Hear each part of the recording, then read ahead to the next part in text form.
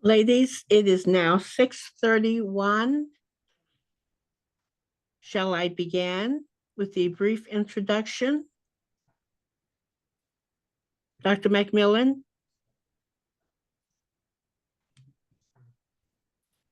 Yes, ma'am. You can go ahead and start. Good evening, ladies. It is my pleasure to present to some and introduce to others the young, renowned gerontologist, Dr. Abdallah Straker. Dr. Straker has relieved me tonight of doing the bio for him, and he has chosen to highlight his own background and to just tell you about himself and his program and just what assets he's bringing to the Columbia community. So, ladies, without any further ado, it gives me great pleasure to introduce my young friend, Dr. Straker. Hello, can everyone hear me? Yes. Okay. So let me share the PowerPoint presentation first of all.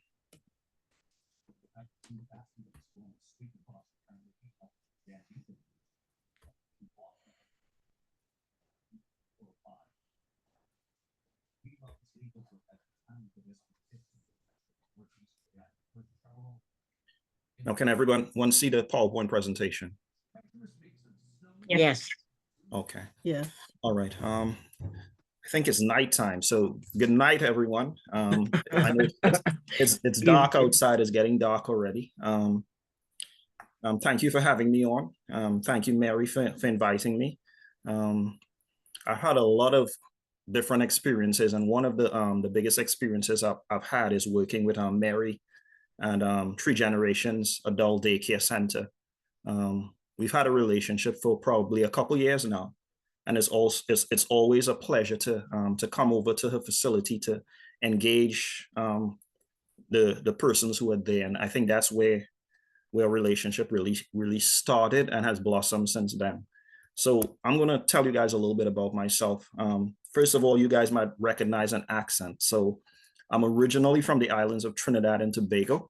Came here way back a long time ago, did my undergraduate studies at South Carolina State University, did my degree in business economics there. Then I went to work on Wall Street. I started off in investment banking, then moved into wealth management. And in wealth management, I was focused in retirement services. And while in retirement services, there was this big focus on financial gerontology. It's all about helping people to retire and helping people to maximize their assets and stuff like that. So I fell in love with gerontology. I did my master's degree in gerontology from the University of Massachusetts in Boston. And more recently, I did my doctorate, my doctor of business administration, which is focused on healthcare administration at South College in Tennessee. Big focus on dementia. I think dementia, elder financial abuse, those are really big topics that I engage in. Apart from that, I am a real estate investor as well. I'm a minister. I'm an associate chaplain at Lexington Medical Center, and I'm a husband and a father. So that's a little bit about me. And tonight I am supposed to be engaging you guys talking about financial abuse in the elder community, which I think it's a huge topic, and it's something that we need to be cognizant of, and we need to be aware of, where we can notice things, identify what's going on in our communities, and be able to know how we can mitigate whatever situations we encounter. So I'm going to share with you guys tonight a number of different things just to help you guys, to facilitate you guys if you encounter situations of elder financial abuse. You guys will know exactly what to do in those particular situations. So thank you guys for having me. So first question is, what is elder financial abuse? And I always give people the long definition and the short definition. So this is the long definition.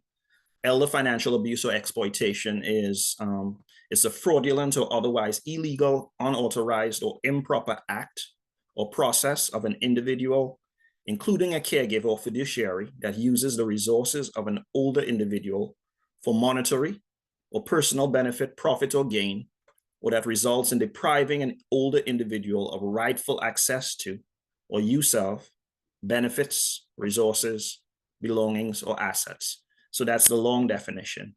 The short definition that I like to give people is messing with an older adult's financial resources. Messing with an older adult's financial resources. And there are a number of ways that is being done today. When we talk about the different types of elder financial abuse, the ways in terms elder financial abuse is being perpetrated, the lists can go on and on. So I prepared for you guys a list just to give you guys a sense of what are the different ways in which elder financial abuse can take place. There's draining of joint accounts. There's frequent demands for money. There's coercion through neglect and violence. Sometimes people would take money and they would threaten an individual not to care for them in a particular way if they don't provide them with financial resources as well. Theft of property, real estate fraud, mismanagement of assets, investment schemes, internet scams, phone scams, identity theft, bequest and life insurance schemes, lodgers and roommates. I know a lot of people who are on the presentation are a lot older than me, and I think back in the day, you guys could have trusted people in your homes, welcome people in, but today we have to be so careful. Even if you have somebody in your home, you often have to hide your username and passwords as well, because that's something that's very valuable. And particularly when we talk about elder financial abuse too as well, it's something that we have to take into consideration. And grandparent scams.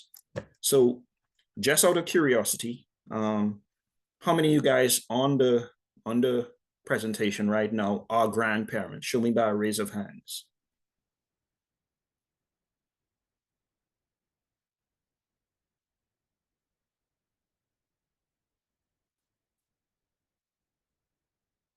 Okay, I see one. Okay, only one so far. Okay, has any of you guys ever had anybody, and maybe this goes both for those who are grandparents and those who are beyond grandparents, has anybody had somebody call them on the phone saying it's a relative, it might be a grandchild, and they're in a situation where they have an immediate financial need and they need somebody to send money to them ASAP, otherwise they're going to get arrested or something like that? Have any of you guys encountered those types of situations?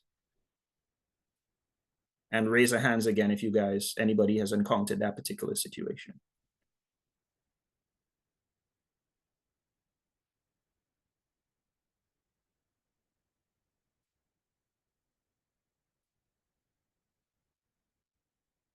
All right, so I don't see any hands raised.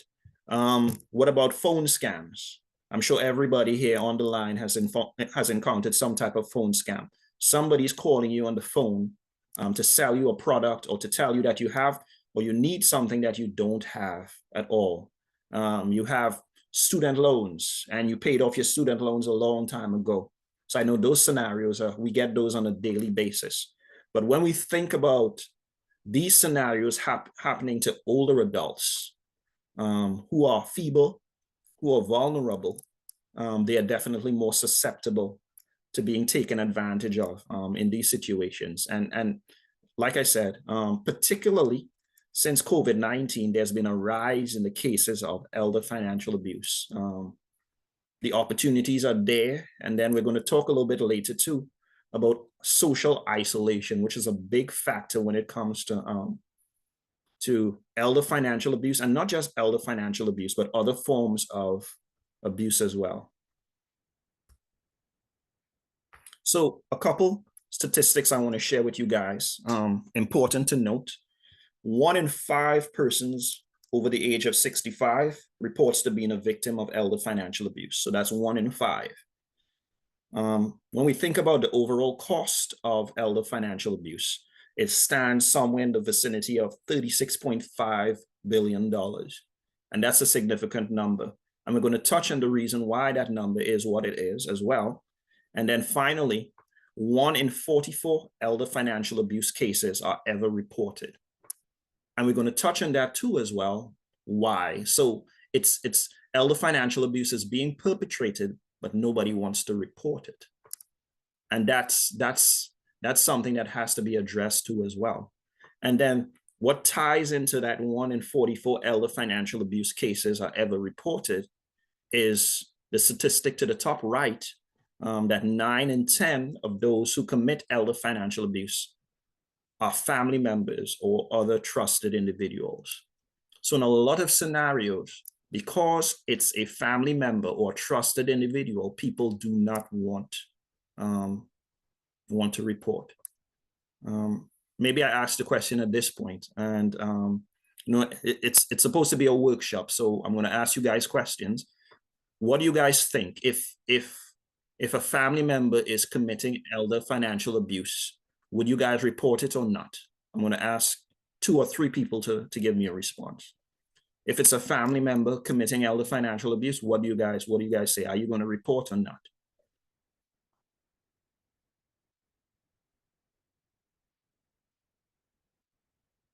Anybody willing to share? My sister was being abused financially by her granddaughter, and I reported her. Okay. Anybody else on the phone? Anybody else on the presentation? Yes, I agree with Dr. Francis. I would make the report as well. I have not had the experience, but yes, I would make the report. Okay.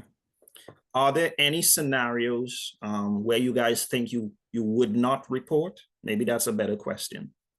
Or you think once it doesn't matter whether it's a family member or not, it doesn't matter what the amount is, it doesn't matter, you report it. The question would be, who do you report it to? Because some family members might take care of it themselves and not report it if they see that this has occurred, and find ways to help the family member who is being abused. Definitely. And we're going to talk a little bit later too as well, where you report, who you report to, that kind of stuff. But that's definitely the answer. So I have 2 young kids. I have a 10-year-old and a 7-year-old, and I think about them in the neighborhood, and something happens. They did something, and the neighbors bring them to me, and they say, "Mrs. Straker, your kids did X, Y, and Z. What's going on in the home?" And it's my job as dad to address that issue, no matter what the issue is, to address it, to fix the problem. And it's the same thing.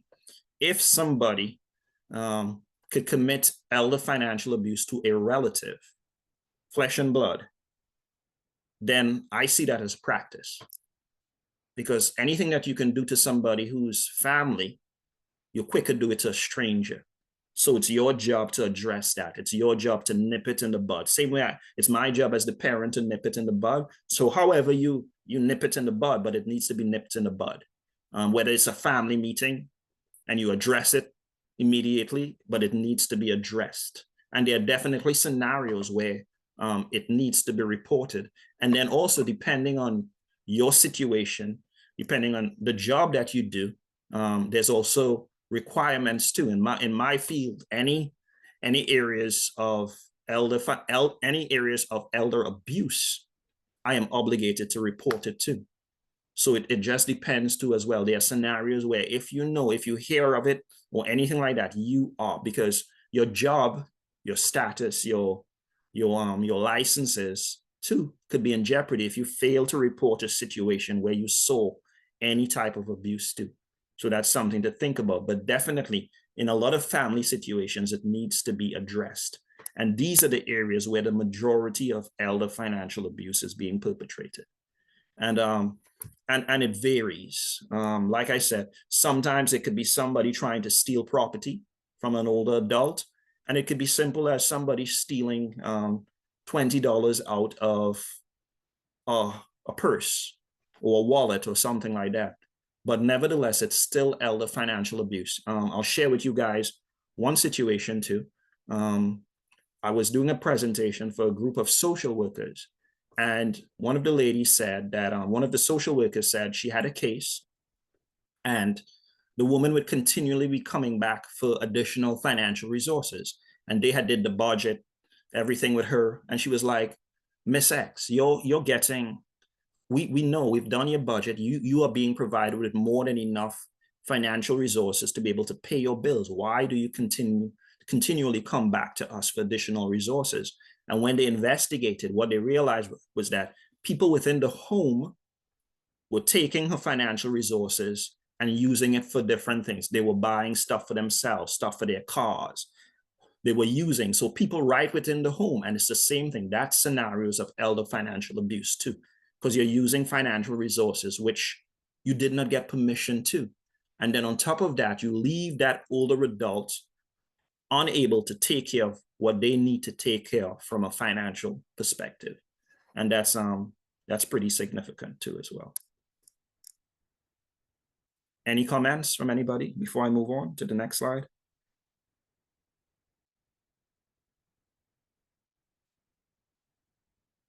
Okay, next slide.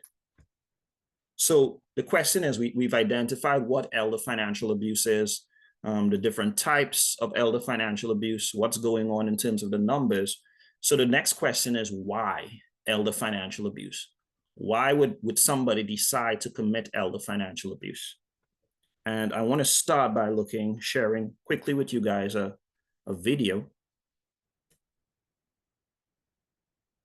which I think would give you guys a sense as to the bigger picture and what's going on.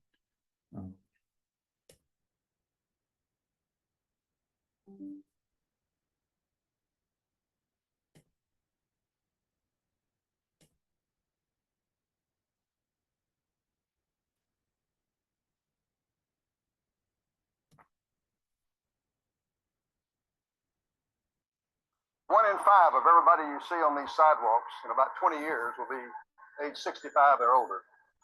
In 20 years after that, 50% of them are going to have some cognitive impairment, dementia, that will make them extremely vulnerable to being defrauded of their money. Each year, con artists swindle elders out of more than $2.5 billion. Being a victim of fraud can make you dead broke. Older people just don't have time to make up for the losses. Older people control 70% of the wealth in this country. So the money is there, and you have professional scam artists who know where the money is, and they've developed a great set of tools to go get it. People look at me and figure, number 1, she's old. Number 2, she's a woman. Number 3, she won't be able to do anything about it anyway. So why do we become more vulnerable to financial fraud as we age? What actually happens to our brains? The older brain shrinks in size. There's less fluid in it. It's not as big as it used to be. The neurons, electrical signals, the pathways for cognitive function are all impaired. Then when you overlay cognitive impairment on this normal age-related change, then you have an individual who is not fully capable of making sound financial decisions. Karen Wilson understands that all too well. She was incapacitated. She was in a situation where she was completely broke. She had no money left. Helplessly, she watched as her mother's cognitive capacity started to decline. She was really a wonderful mother, really sweet and calm and caring. I'd taken her shopping and we went into a jewelry store, and just for fun, like a breakfast at Tiffany's moment, I looked at a ring and I said, I love this. Do you? And she said, yeah. She said, I'll buy it for you. And I said, Mother, it's like $60,000. And she goes, that's okay. I have my checkbook. And I knew she was being serious, and I knew that she was not okay mentally. People with early onset dementia are more willing to gamble literally with their money. And of course, some dishonest quote-unquote money managers take advantage. And the result? Countless horror stories. I have an aunt who lives in the Midwest, One afternoon, she got a phone call, and during this phone call, she was convinced to send $5,000 Western Union, which she did. So she called the police, and they tried to trace it, and of course, by that time, the money was gone. A gentleman in Houston was treated for having fallen to the Nigerian email scam. He had about $750,000, and he lost all but $35,000. And he felt like if he gave that last $35,000, he got all his money back. Even legitimate, everyday investing opportunities can become a nightmare. Yes, it's very frustrating.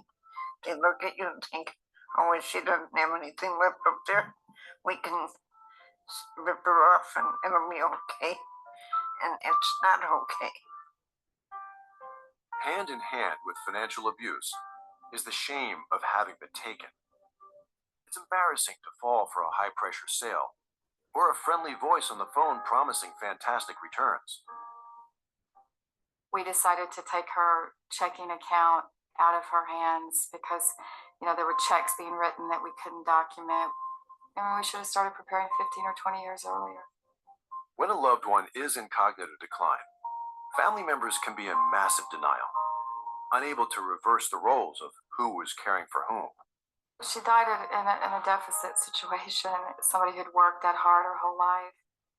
I'm guilty. I wasn't there. I didn't do the right things. So what can we do to stem the rising tide of financial abuse? Financial fraud is elder abuse, pure and simple.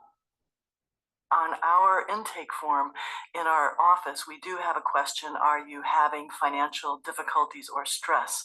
And if appropriate, we can help refer people to community resources.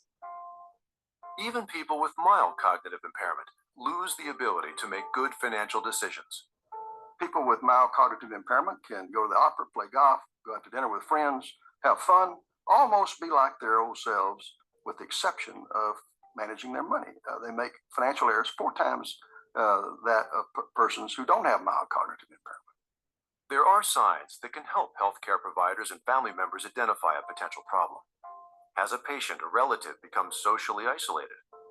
Have they made questionable financial decisions or been asked to change their will? Have you noticed deterioration in their ability to make daily decisions? The worst thing you can do is be disconnected and isolated. Your parents need for you to take control. They need to have one of their children manage their health care and manage their investments at the same time. Everybody needs to stop and think of themselves as someday being a frail, older person and asking him or herself, what type of systems do I want to have in place when it's my turn? That's our goal, is to help everybody have as good an old age as they can. I have complete faith in people. I keep thinking that maybe they just have had a bad day or a bad situation. You kind of need to give up on people. So you just keep hoping that things get better. All right. So let's jump back into the presentation. Any questions, any comments from anyone? Dr. Shurker, I would want to say the video that you shared, thank you. It does provide a lot more perspectives and definitely very informative, because quite often we think that those that are taking care of our loved ones are truly taking care of them, but we're missing those signs that they may need additional help from the financial side. Definitely. And one of the things that they said in the video too as well is that often money mistakes, it's a signal. So when it comes to cases of dementia and those particular situations, sometimes when we notice somebody who is very, very prudent when it came to the managing of their financial resources, all of a sudden that person starts to make mistakes too. There's a relationship there. So sometimes that's a signal of cognitive decline too, as well. Any other comments from anybody else?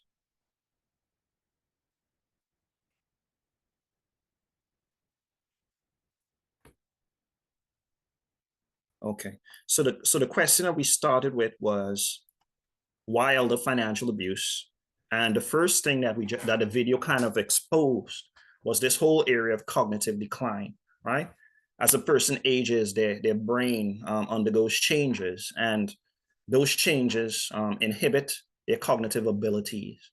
And I want to touch very, very briefly, not too long, because I don't want to, dementia is a whole separate topic, but tonight, because of limited time, I want to focus particularly on elder financial abuse, but I want to focus just for a little bit, if you guys would permit it, on dementia, so I can show you guys a little bit of the connection that needs to be made, particularly in our communities.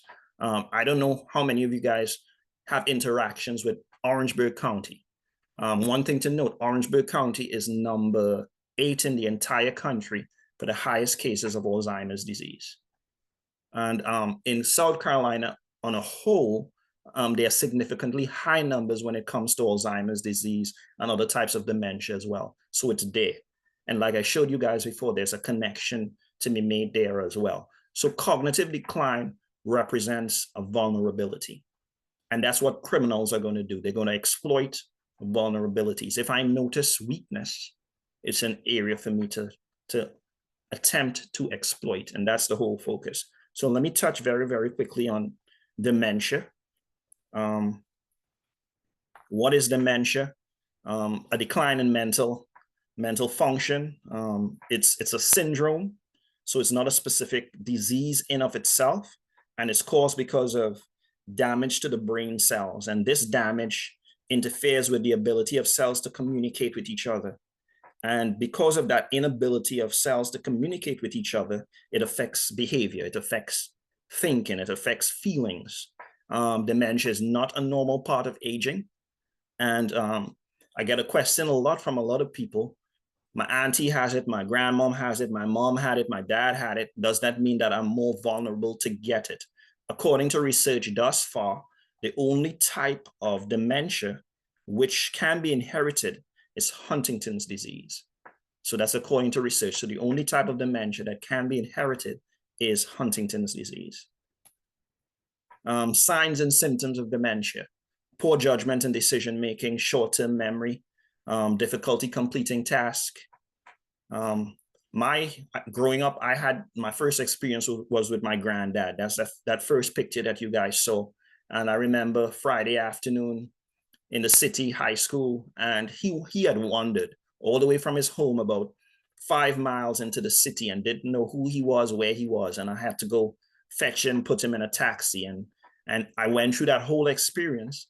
And then out of that experience too, my grandmom, she didn't deal with that very, very well.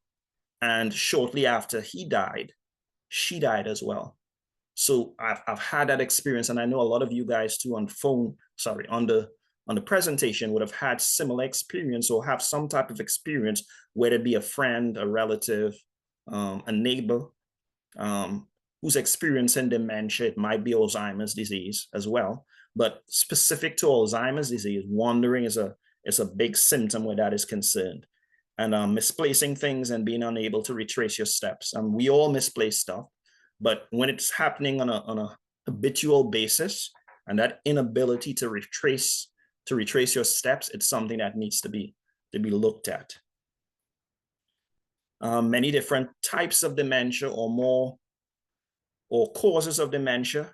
There's a whole lot of them. Alzheimer's disease, which is the top of the list, vascular dementia, Lewy body dementia, Creutzfeldt-Jakob disease, Huntington's disease. That's the one I shared earlier, the only one which, according to research, which can be inherited. Frontotemporal dementia. This is a big one. 2 of our biggest TV stars have frontotemporal dementia. Well, maybe I quiz you guys. Can you guys name for me 2 of our famous personalities who have frontotemporal dementia? Does anybody know? Who are 2 of our famous personalities who have frontotemporal dementia? Wendy. You got it. Go, keep going. You got it. Wendy who? I'm at a loss now. The Wendy Williams show. Wendy Williams, right? Okay. Anybody else has another person? Bruce Willis. You got it. So you guys got it. All right. Bruce Willis, Die Hard. So those are two very, very famous persons who have frontotemporal dementia. Normal pressure, hydrocephalus, Parkinson's disease dementia, Korsakoff syndrome, posterior cortical atrophy, and mixed dementia. And mixed dementia means that you could have a combination of these different types of dementia as well. So these are the most prominent causes or types of dementia. Just wanted to share with you guys. I have a question. You said that Huntington's was the only one that was inherited, that's passed on from generation, but in families that have relatives with Alzheimer's, how do they say, well, what does the research show about it occurring in families? Yeah, well, and that's why there's the need for research, and that's why research continues, because some factors could be environmental. So we might look at a family and we might see it coming down the generations, but the question is it being inherited, or is it because of an environmental factor? Is it because of food? Is it because of different factors that are going on in that particular environment? Is it an environmental factor versus it being a hereditary factor? So when I say, I want to make it clear, the only type that has been, according to research again, that can be inherited, so we're talking about being inherited, is Huntington's disease. So research continues. So you are going to see that. You are going to see generations. You are going to see families. You are going to see it there, but it's not necessarily, sorry, that type of dementia is being inherited. It could be also because of a number of other factors as well. One more. And what about people that have had strokes? Yes. That experience these signs, some of the signs. So which one of these does that fit in? So that's a possibility too, and it could fit into. You got to look at the stroke will just be a trigger. So the stroke can be a trigger for. It just depends, and every individual is different. So stroke could be a trigger for frontotemporal dementia, which is damage to the frontal and temporal parts of the brain. So it just depends. How did that stroke take place? Another trigger could be a car accident, which damages the brain as well. So again, it just depends on how it took place and what are the mitigating factors and exactly what took place, what areas of the brain was damaged, exactly what took place. So every scenario is a little bit different. Does that answer your question? Very much. Any other questions?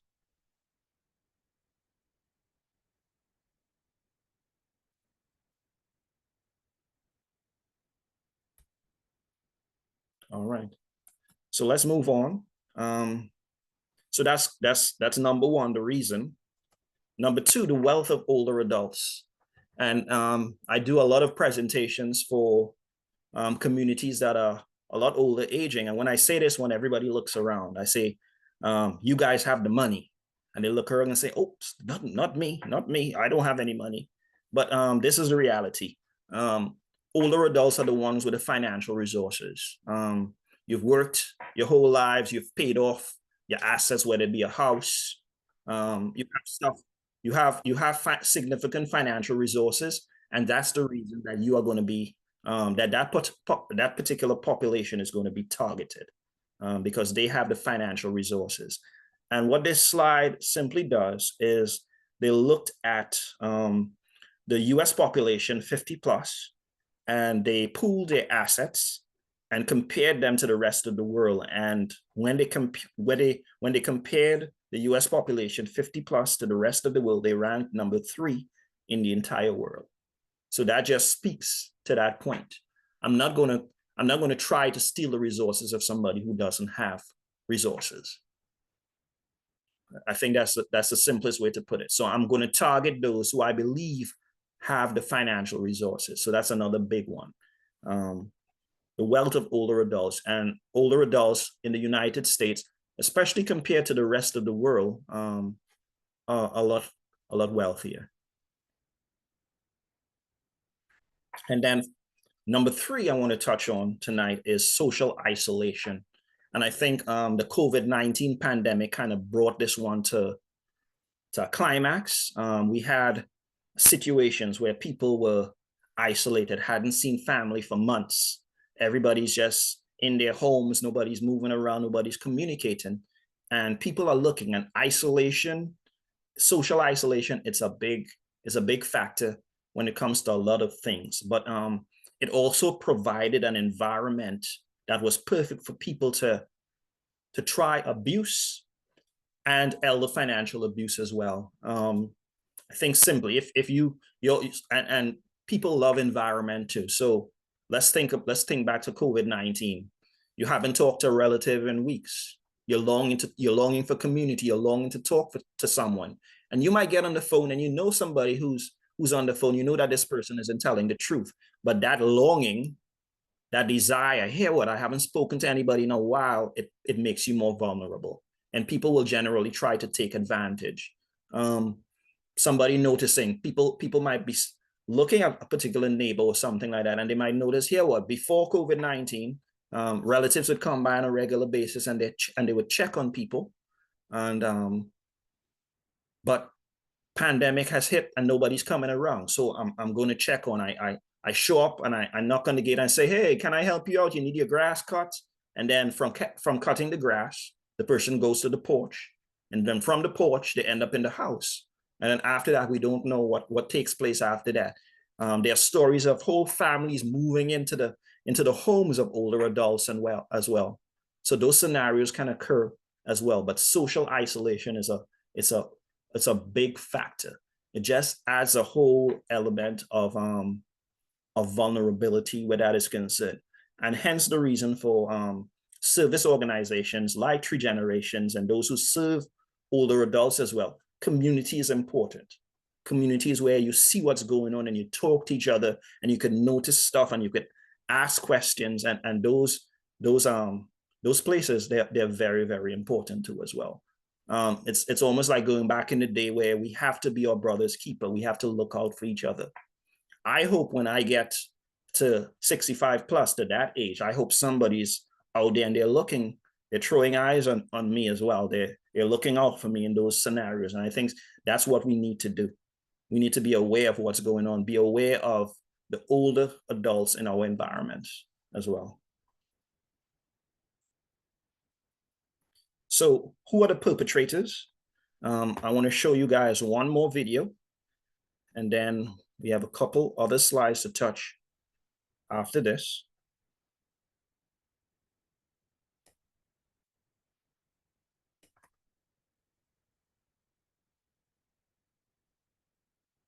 Local man found that his elderly mother's finances had been stolen, and the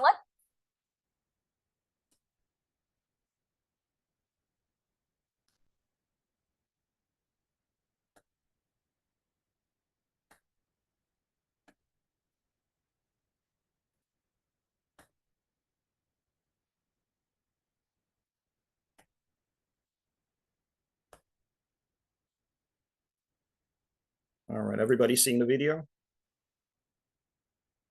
Yes? Yes, we can see it. found that his elderly mother's finances had been stolen, and the alleged suspect is a family member. As WMAR 2 News' Mallory Safaste reports this morning, this type of theft is not as uncommon as you might think, and she has some tips on protecting your loved ones, because if it matters to you, it's a matter for Mallory. Lottie Jones had saved for retirement. She was nearly debt-free. Now her family says this incident has set her back financially as well as mentally. Lottie Jones loves looking at the water. She lived nearby in Virginia Beach, but her son Daniel Furby was over 200 miles away. He checked up on her, and she had her other son, whom she lived with. Daniel, though, started to worry. I had been asking my oldest brother to get her to a doctor or some type of hospital or medical facility because mom had a traumatic head injury. I kept asking repeatedly and I kept getting excuses. So finally I said, okay, I'm going down unannounced. He wasn't there long when the phone rang. And it was the bank. Calling because her credit card hadn't been paid in almost 90 days. I was like, wait a minute, that can't be right because, my brother's taking care of that. She's like, no, it's almost 90 days and it's X amount of dollars. And I said, well, can you look at the card and let me know what types of transactions are up there? And none of it had anything to do with household, like utilities or groceries or anything like that. He began digging into other account statements. And as I started going through the list, there was like hundreds, and then it started being thousands of dollars that were taken out over time. And I was like, whoa. He moved her to his home while he assessed the damage. Then another financial blow. After having her mail forwarded, more bills arrived. There was a loan agency that my brother had actually taken out a loan in my mom's name and had fraudulently signed her name on that. And then I started thinking, if this was done without us being aware, because my sister and I were in another state, what other transactions are there that I don't know about? And the only thing worse than his mom losing her financial independence has been the deterioration of her emotional and mental state. Her heart is so broken and she is so shattered that I don't even know where she's finding the strength to keep going. Sadly, perpetrators of elder abuse are often family members or people who are close to and trusted by the victim. And abuse may go unreported because the person relies on their abuser for everyday functioning, or they're afraid, ashamed. Daniel reached out to us wanting to share his story because now, especially when the pandemic has kept families from being together in person, he says it's critical to stay in constant contact with those who are elderly or vulnerable. Check on their finances, check on their health. Even if you can't physically go into their property, go outside the property. If you have a cell phone, call them from outside so you can hear their voice, so you can know they're doing all right. Daniel has filed a police report against his brother, but it's considered a civil dispute and courts are backed up. He's also had a hard time recovering his mom's money, even though it's been reported as fraud. He set up a GoFundMe to try and get her back on her feet. Well, we have a guide on what to do if you suspect financial. So that's video number 2. Comments for anyone. So we have a live scenario. I just want to get some feedback from you guys in terms of any comments from anyone. I just want to say that's very heartbreaking, and it definitely opens eyes to, even with simple things of you going to the bank and kind of sense something that's quite right with an older person and someone being with them. It does make you think a lot deeper about situations like this. Definitely, Valerie. Definitely. Yep. Anybody else? What do you guys think? Well, there's no question. This is a definite report situation. But is there any way that this could have been identified ahead of time? Because there's a lot going on here. There's mortgages being taken out, but there's a whole lot of stuff going on. So even in a family, there needs to be checks and balances. Don't leave it all to one person. Go in there and you check, you make sure, you look at bank accounts. Don't be afraid. So it's important to monitor stuff. And if you have a family and it's more than one person, it's always better, right?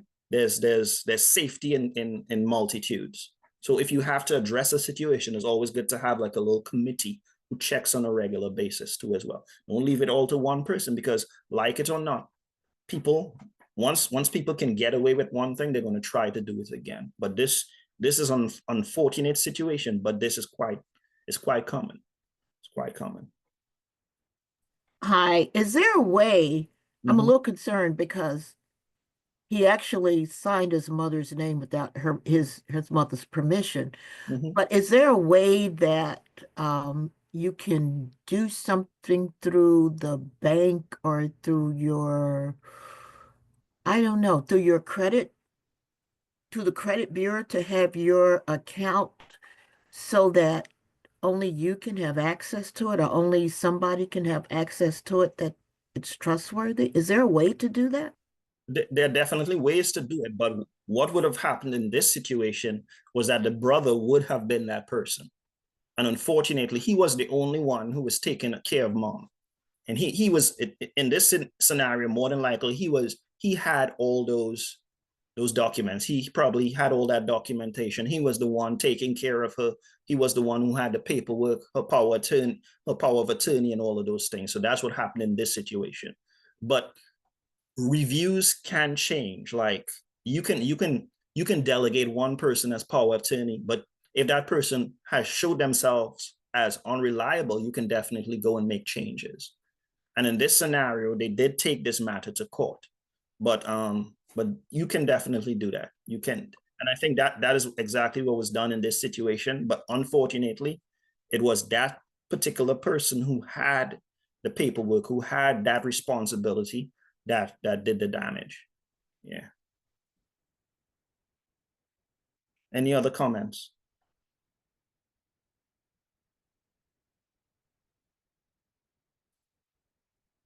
Okay, so get back to the presentation.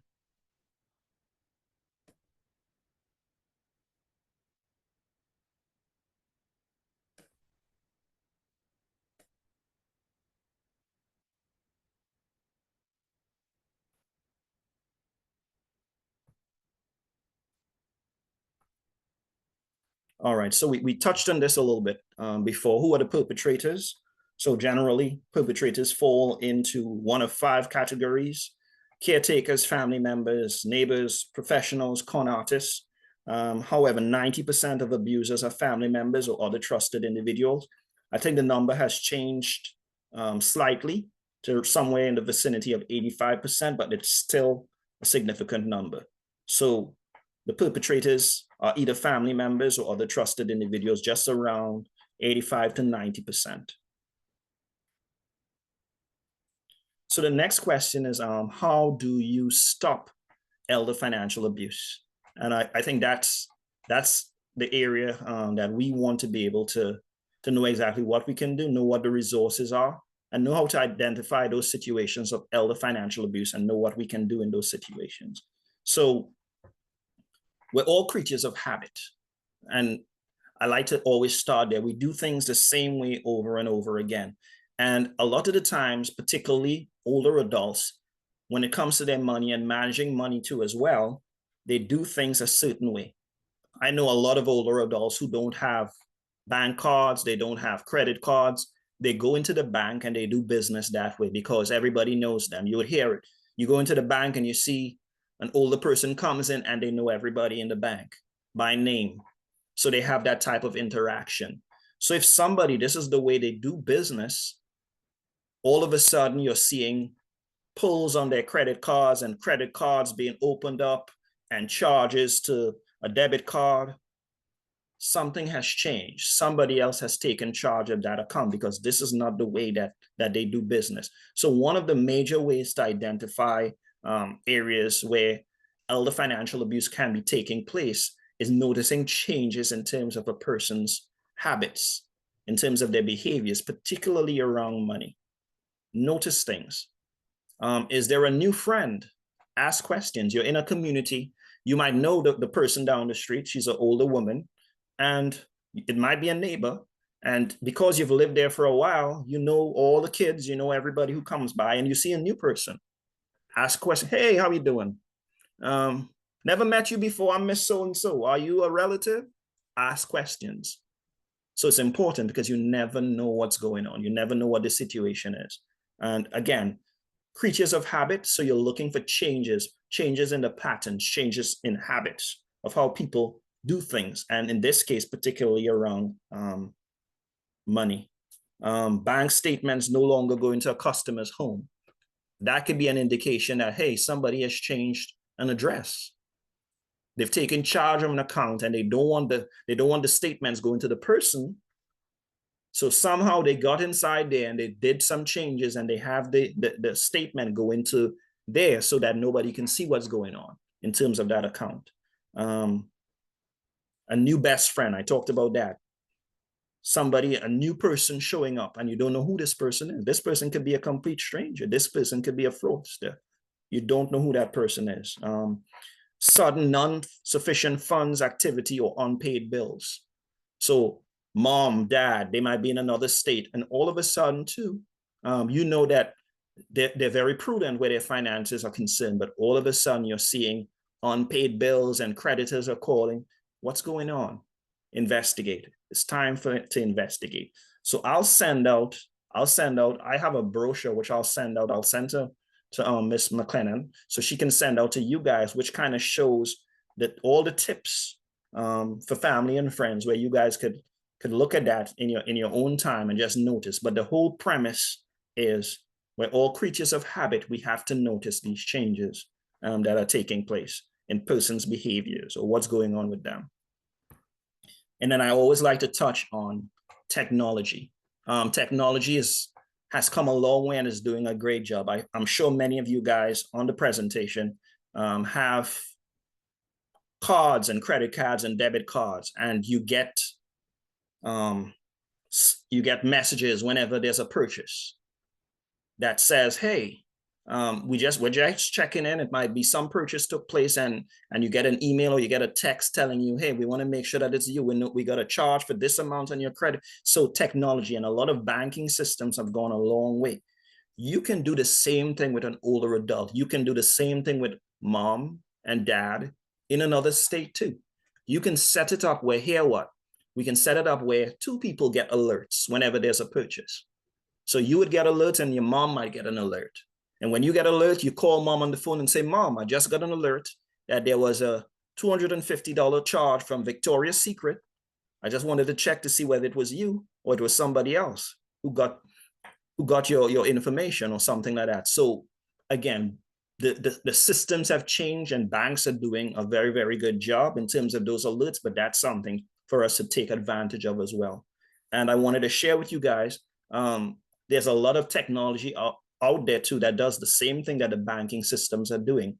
And one example of this technology is EverSafe. So same thing again, it's a system, it connects to your bank account and you get the alerts. And the alerts can go out to multiple persons. So if there are multiple kids taking care of mama's affairs, every kid, it can be set up where every kid gets an alert. You get an alert. Anytime something comes out of the account, I get an alert. So I can immediately go check and see what's going on. So use the technology. There's a lot of technology that can be leveraged. So use your technology where that is concerned. I touched on this briefly before, duty to report. There are a lot of jobs, and in South Carolina and other states as well, certain professionals, there is a duty to report elder financial abuse or any other form of abuse. Physicians, nurses, dentists, optometrists, coroners, pastors, social workers, law enforcement, bank tellers. So there's that duty to report. So if you fall in any of those categories, you know what time it is. You know, no matter what's going on in those scenarios, you guys have a duty to report. So that's something to take into consideration too as well. And then know too, if you're reporting, there are rights in reporting, right? A person who is making a good faith report to the APS, there's a right to confidentiality of their identity. They are protected from civil and criminal liability. And there's also protection for providing information. So never be afraid. You are protected. And in fact, you're doing your duty. I hope when I get to that age that somebody, if ever I fall in that scenario, I hope that somebody can step up and report if they notice something that's going on with Abdallah, 67-year-old Abdallah, and they notice something that somebody steps up and says something about it.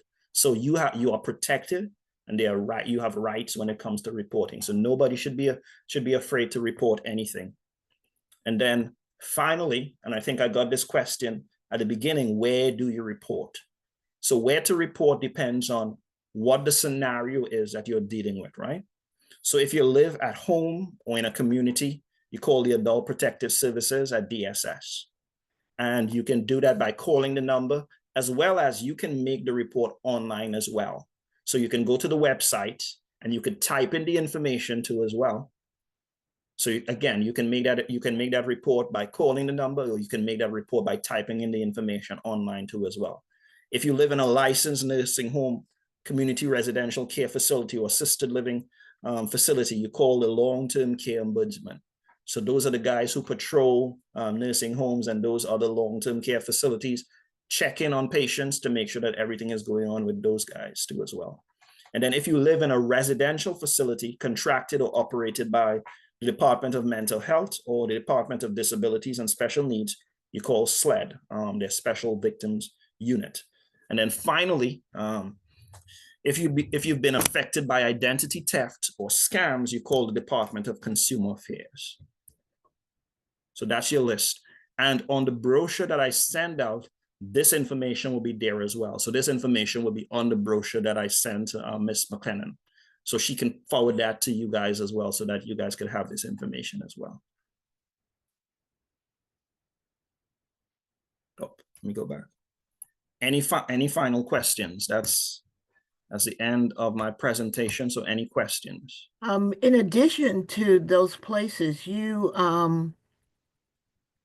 well, I know when I think I'm a person that's somebody's calling and they're sending me texts and everything, and they're saying I can get so much money and something that seems like it's attached to my bank account. Wells Fargo has a fraud line, and I just send it what email, or I send the text and I send it strictly to them so that they know it. But that's just me. But I would do that for my mom also when she was alive. You know, if she got calls, and actually tell her not to answer any personal questions, you know, on the phone.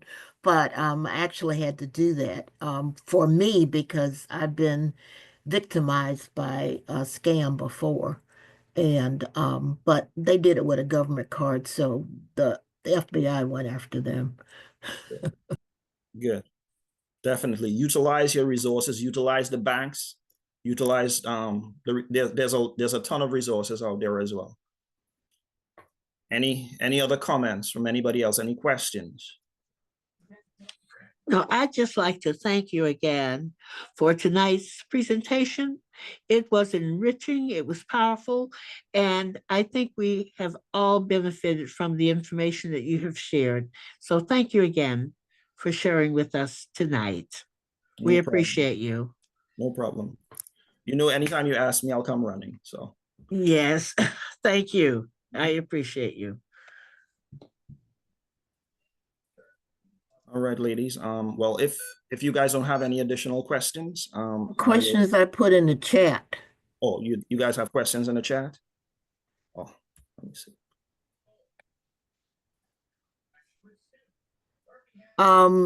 What's the difference between financial abuse and fraud? Is there a legal definition between the two, or a prosecutorial difference between abuse and a fraud? Because I saw it's being used interchangeably in some of the writings. One is a subset of the other. So the big picture is elder financial abuse, but it'll be one of the different types, so the different ways. But it is fraud. Anytime you take something that does not belong to you, that's fraud. So it can be used interchangeably as well, because it is all the scenarios that we looked at in terms of types can be looked at as fraud. So they can be used interchangeably as well. Yep, okay. Definitely. And then as you talked about an older person, and I saw some of the materials said 65 and older. Is that your older person? Well, that's generally the category that a lot of institutions, when they talk about older adults, that's how they bucket it. Okay, because there are incidences when our child or our person with a disability is also being abused, and they wouldn't necessarily be the 65 and older. They might be financially abused by parents because they get funds, they get disability funds, and so it's. I was just asking to say about the younger people that have disabilities that are also being abused. are financially abused because their parents or their grandparents or somebody's taking their money to use it for what they want and not for what the kid needs. Right. So the scenario is often switched as well. So definitely, in a lot of these facilities, long-term care facilities, we do have younger folks in there. And then too, when we talked about dementia too, Right. it's not just 65 plus who's getting dementia. You have a lot of younger people. Now, it's primarily in that older adult category, but you do have a lot of people 30 years old, 40s, 50s who are getting dementia as well. So definitely. Yep. So my last question, what happens when you cannot prove that a caregiver is misusing an elder's financial funds since they are the ones that purchase the supplies and food for that person? Yeah. Yeah, and that one happens a lot.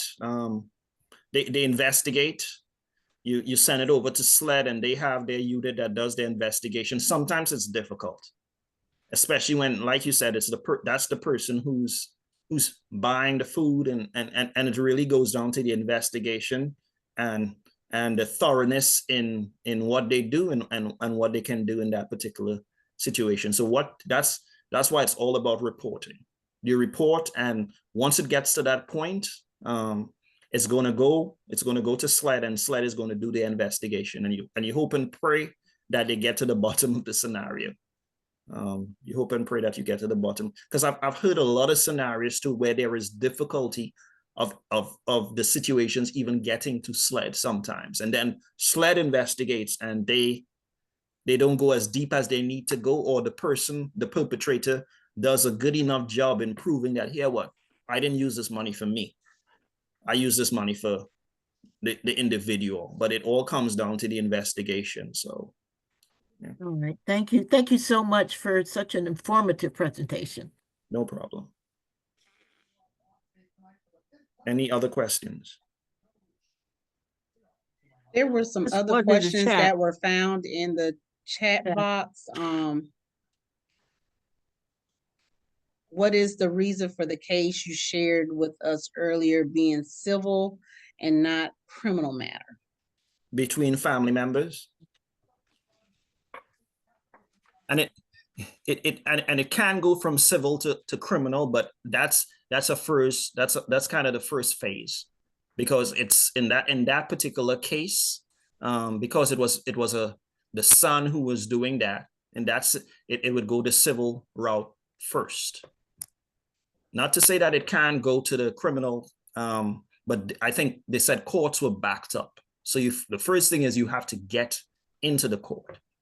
So they weren't even at least at that point, they weren't even at the place where they got. So they were just going in. But because it was a family member doing it, they would first categorize it there as a civil matter. So that's what happened in that particular scenario. Thank you. And I didn't see any other questions in the chat box. Are there any other questions from the floor, from our audience?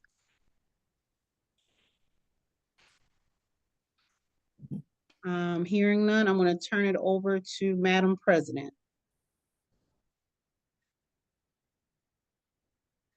But Dr. Stryker, this everyone in virtual land, let's give him a hand. Hello. Awesome presentation that was given to us this evening. Very, very informative. And I know that I learned a lot that I didn't know, and definitely some new perspectives and awareness. So thank you so much for your time, Dr. Stryker, and this very awesome presentation. Okay. Awesome. And at this time, our guests, we want to invite you to complete our event evaluation, because this means a lot to us as we continue to try to improve upon the support and the care that we give to our communities. And I will go ahead and place it in the chat. And I must say, Dr. Stryker, I had to take some notes. Awesome information to share. Looking forward to sharing with our individual participants a copy of the brochure as well. And so we're going to just give a little time to complete that. And then also, everyone, as you are completing an event evaluation, we just want to remind you to please come back and join us again for some of our upcoming events. including our annual signature event and fundraiser called She Roads, where we showcase some very outstanding women in our community in the areas of health, education, economic empowerment, as well as public policy advocacy. We also, during this event, recognize our scholarship participants. And most importantly, we have fun and enjoy and celebrate the work we do in the community.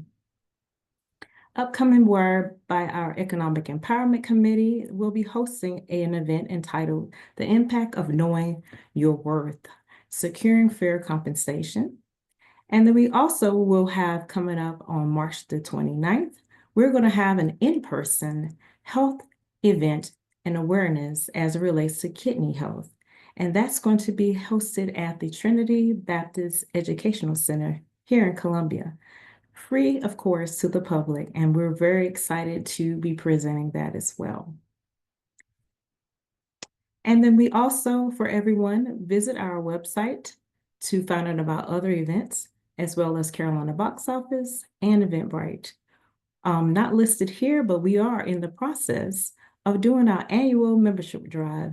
So those that are interested in helping us help communities, we are looking for you.